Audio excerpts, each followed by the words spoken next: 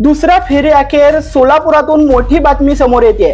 सोलापूरमधून प्रणिती शिंदे या तब्बल 21,000 मतांनी आघाडीवर आहेत।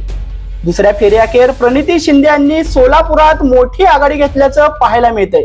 तर तिकडे माढ्यामधून दुसऱ्या फेरी अखेर धैर्यशील मोहिते पाटील हे 7,500 मतांनी आघाडीवर आहेत।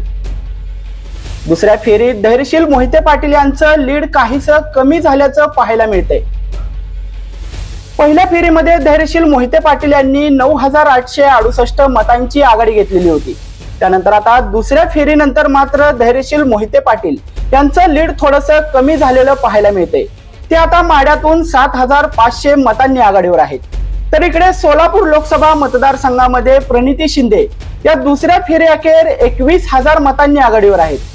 भाजपचे राम सातपुते इथे सोलापूरमध्ये पिछाडीवर पडलेले आहेत।